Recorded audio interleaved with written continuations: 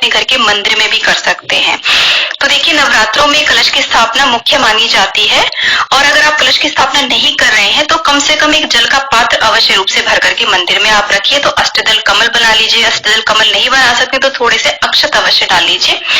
एक आप कलश लीजिए तांबे का या पीतल का या मिट्टी का, उसके गले में आप मौली बांध लीजिए, स्वास्तिक बना लीजिए और उसमें थोड़ा सा गंगाजल, जल और लौंग, इलायची, सिक्का, सुपारी, हल्दी की गांठ डाल लीजिए। हल्दी की गांठ नहीं है तो पिसी हुई हल्दी भी आप यहाँ पर डाल सकते हैं, और अक्षत और दूर्वा डाल करके इस प्रकार से पंच पल्लव लगा लीजिए। 5 आम के पत्ते, उन पर आप टीका कर लीजिए और नारियल को इस प्रकार से रखिए कि नारियल का मुख या तो पूजा करने वाले की तरफ हो या फिर ऊपर की तरफ भी इस प्रकार से रखा जा सकता है। उसके बाद में हम अक्षत के ऊपर माता रानी को विराजमान करेंगे। जो भी आपके पास फोटो हो, प्रतिमा हो, मूर्ति हो, उन्हें आप यहाँ पर विराजमान करिए, और उसी के साथ में हमें गणेश जी की भी स्थापना करनी होती है। अक्षत के ऊपर गणेश जी की स्थापना करेंगे, और यहाँ पर देखिए एक प्लेट में हम स्वास्तिक बनाएंगे।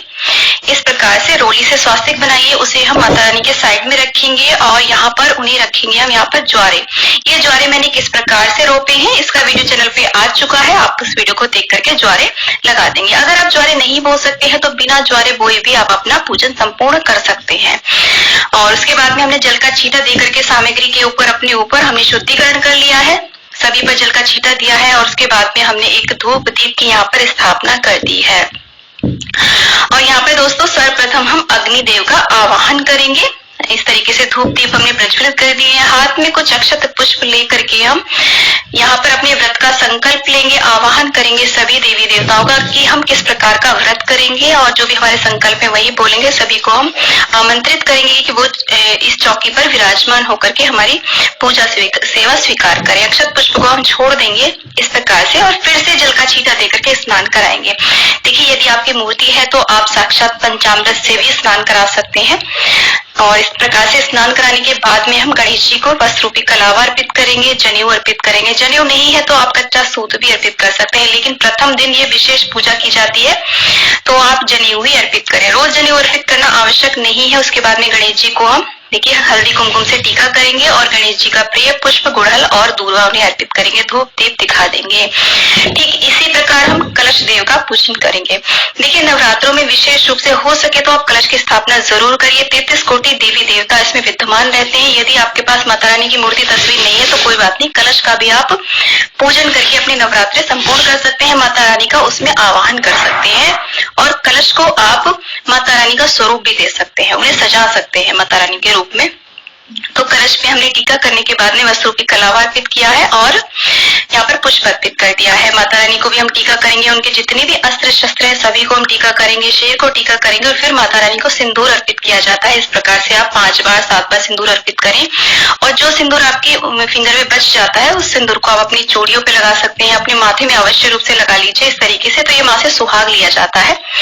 उसके बाद में माँ को हम अक्षत अर्पित करेंगे और माँ को हम चुनरी चढ़ाएंगे। आप यहाँ पर चाहें तो देखिए श्रृंगार की सामग्री अर्पित कर सकते हैं। श्रृंगार की सामग्री आप नवरात्रों में प्रथम दिन या फिर किसी भी दिन माँ को अर्पित कर सकते हैं। अष्टमी नवमी के दिन भी आप अर्पित कर सकते हैं, सप्तमी के दिन भी अर्पित कर सकते हैं। चुनरी हमने माँ को उड़ा दी है। उसके बाद में हम माँ को धूप दीप दिखा देंगे, और ये जो हमने ज्वारे खेतरी बोई है इनका भी हम पूजन करेंगे, और यहाँ पर दीपक का भी हम पूजन कर देंगे इस प्रकार से। तो बहुत ही सिंपल साधारण सी ये विधि है। माँ का जो प्रिय पुष्प है वो होता है गुड़हल का, यानी कि लाल पुष्प जो भी हो माँ के प्रिय होते हैं। इसके अलावा जो भी पुष्प आपको मिल जाते हैं उन्हें आप यहाँ पर अर्पित कीजिए, और इस तरीके से अच्छे से फूलों से सजा लीजिए। तो बहुत ही सिंपल विधि आज मैं आपके साथ शेयर कर रही हूँ। और माँ को जो मुख्य रूप से भोग प्रसाद चढ़ाया जाता है वो चढ़ाया जाता है लौंग बताशे का, और इसके अलावा आप पंचमेवा का भोग प्रसाद अर्पित कर सकते हैं। सारे फलाहारी भोग प्रसाद यहाँ पर अर्पित करने चाहिए, क्योंकि ये जो व्रत होते हैं फलाहारी होते हैं। जो भी फल आपको मिल जाते हैं वो यहाँ पर आप अर्पित करिए।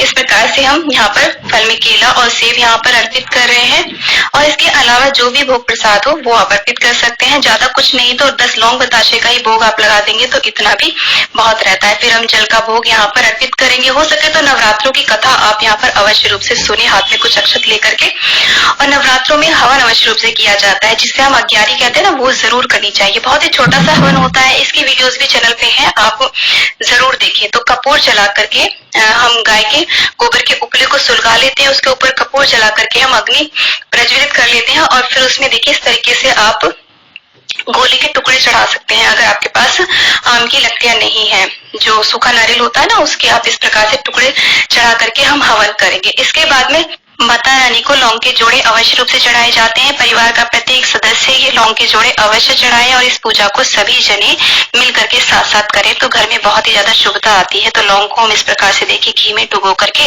माँ का मंत्र बोलते हुए ओम दुम दुर्गाय नमः बोलेंगे या फिर ओम ऐं ह्रीं क्लीं चामुंडाय विच्चय बोल करके हम ये लौंग के जोड़े अर्पित करेंगे। साथ में बताशा भी अग्नि में जरूर अर्पित किया जाता है। घी में लगा करके आप लौंग बताशे को एक साथ भी इस अग्नि में डाल सकते हैं। और इसी के साथ में देखिए इस तरीके से हम यहाँ पर सामग्री की भी आहुतियां देंगे। सामग्री कैसे बनाई जाती है नवरात्रों में, उसका वीडियो भी चैनल पे है, आप जरूर देखिए। उसके बाद में घी की आहुतियां बीच बीच में देते रहेंगे माँ के मंत्र बोलते हुए। तो बहुत ही छोटा सा ये हवन होता है, तो हवन कुंड को हम थोड़ा साइड में रख देते हैं। उसके बाद में कपूर से हो सके तो माँ की आरती करिए, कपूर से नहीं तो आप दीपक से भी आरती कर सकते हैं। तो इस प्रकार से बहुत ही सिंपल साधारण माता रानी का हमें पूजन अवश्य करना चाहिए। यहाँ पर आप चाहे तो देखिए अखंड दीपक भी जला सकते हैं, नवग्रह की भी स्थापना कर सकते हैं। इसके बाद में हम सभी आरती लेंगे और यहाँ पर जल फेर देंगे आरती के ऊपर, और उसके बाद में माँ से अंत में क्षमा याचना जरूर करनी चाहिए, माँ से प्रार्थना करनी चाहिए। दोस्तों नवरात्रों